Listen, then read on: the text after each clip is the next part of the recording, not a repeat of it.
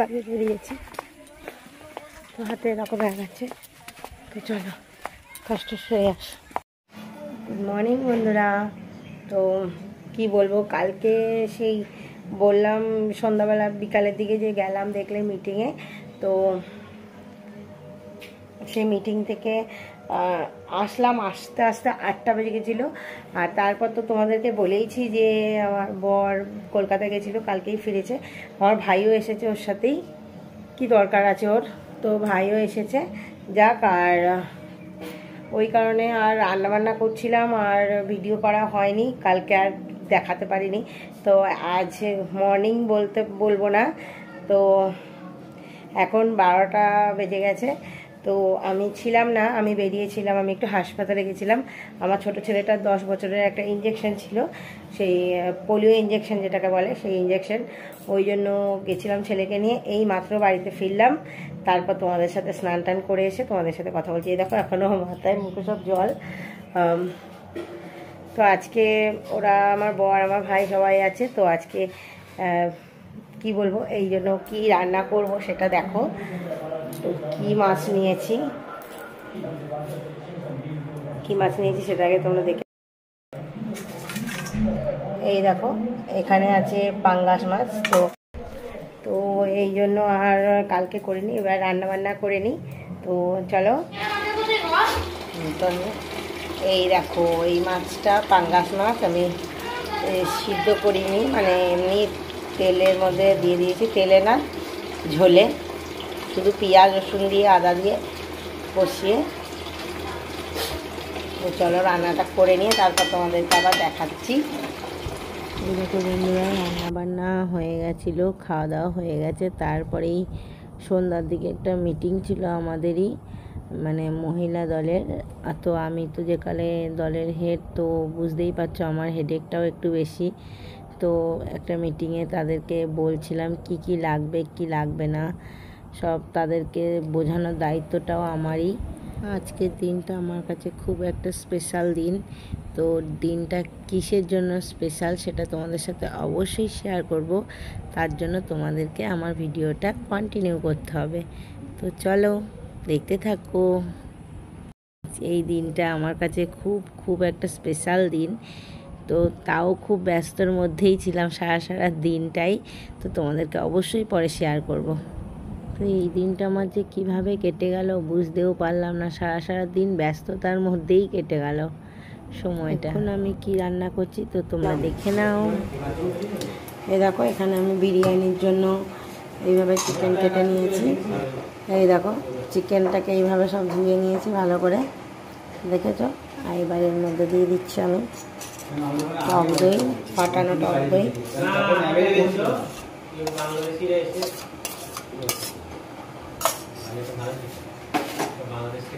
এর মধ্যে রয়েছে আদা রসুন আর কাঁচা লঙ্কা পেস্ট, এটা দিয়ে দিচ্ছি। এখানে চিকেনটাকে আগে ধুয়ে নিয়েছি, তারপর তো দিলাম টক দই, কাঁচা লঙ্কা আর আদা আর রসুন বেটে নিয়েছি এটা। এরপর দেবো জিরের গুঁড়ো, ধনের গুঁড়ো, তো দিয়ে নিই, তারপর তোমাদেরকে দেখাচ্ছি। তো এর মধ্যে আর একটু টক দই দিয়ে দিলাম, দিয়ে এর মধ্যে এবার দিয়ে দিচ্ছি একটুখানি গোলমরিচের গুঁড়ো, তারপর ধনের গুঁড়ো দেবো, জিরের গুঁড়ো, তেজপাতা, তারপর গোটা গরম মশলা। এই দেখো প্লেটে রেখেছি, এই গোটা গরম মশলাগুলো দিয়ে দেবো। এই দেখো প্রথমে তেজপাতা দিচ্ছি, তেজপাতার পর দেবো এলাচ, তো গোলমরিচ, এলাচ, দারচিনি, এইগুলো গোটা দিয়ে দেবো আমি। তো এগুলো দিয়ে নিই।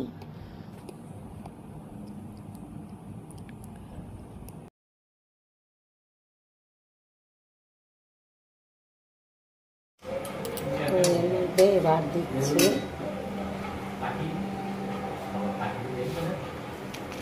ভেজে রেখেছিলাম এই পেঁয়াজ।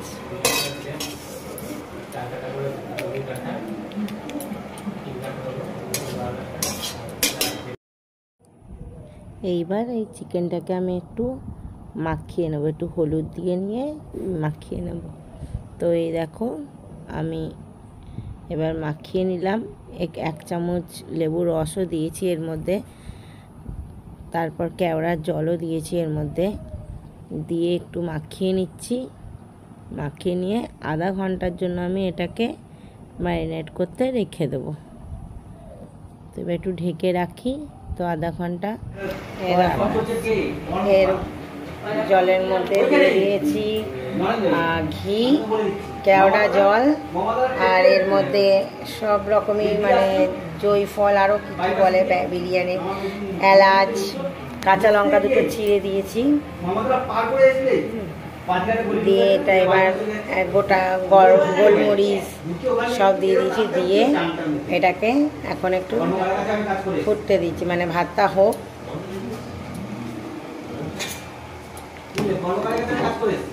এই দেখো এটা একটু ফুটতে দিয়েছি। ও এর মধ্যে একটু নুনও দিয়ে দিয়েছি, লবণ। ঠিক আছে, এটা একটু হোক।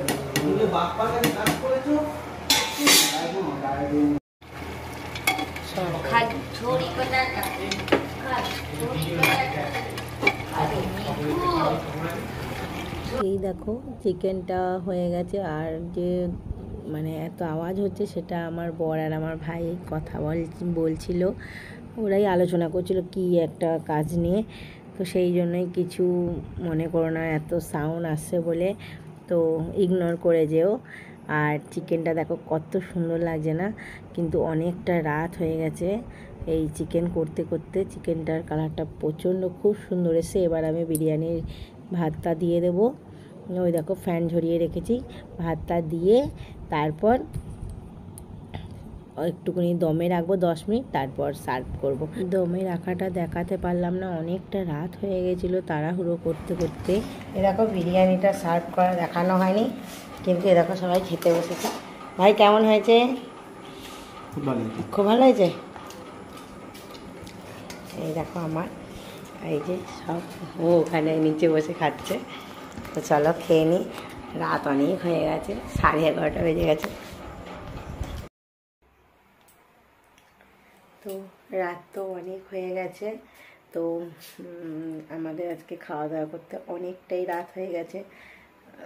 তো কি বলবো তোমাদেরকে, যেটা বলার জন্য বলছিলাম যে স্পেশাল দিনটা কি, জুন মাসের 27 তারিখ আমাদের বিবাহবার্ষিকী।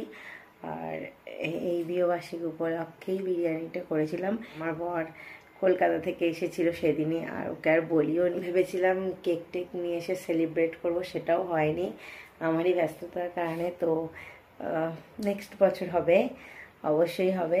তো আর প্রচণ্ড রাত হয়ে গেছে, এবার সবাই শুয়ে পড়বে। তো চলো আজকের ভিডিওটা আমি এখানেই এন্ড করছি। আমার ভিডিওটা কেমন লাগলো কমেন্টের মাধ্যমে অবশ্যই জানিও। আর আমাকে গিফটে কি দিল আমার বর উপহার, সেটা নেক্সট ব্লগে দেখাবো, অবশ্যই দেখাবো কি গিফট পেয়েছি আমি। আর বার্থডেতে তো পেয়েছি, সবাই টাকাই দিয়েছে। আর বিয়েবার্ষিকে আমার বর কি দিয়েছে সেটা তোমাদের সাথে পরে শেয়ার করবো পরের ব্লগে। ঠিক আছে, আজকের জন্য টাটা। তোমরা সবাই খুব ভালো থেকো, সুস্থ থেকো। আর আমাদের জন্মদিনটা তো তোমরা সবাই জানো, জন্মদিন তো তোমাদেরকে বলেইছি। জন্মদিনটা ছিল জুন মাসের 17 তারিখ, আর বিয়েবার্ষিকটা জুন মাসের 27। তো হয়তো তোমাদের মনে অনেক সংকোচ থাকবে, আমি জানি, যে যেই মাসেই জন্মদিন সেই মাসেই বিয়ে কিভাবে হলো। তো যদি তোমরা জানতে চাও তো কমেন্ট করে অবশ্যই জানিও যে কেন এরকম একই মাসে দুটোই জানতে চাও, তবেই আমি বলবো। ঠিক আছে, তো টাটা, গুড নাইট, তোমরা ভালো থেকো, সুস্থ থেকো।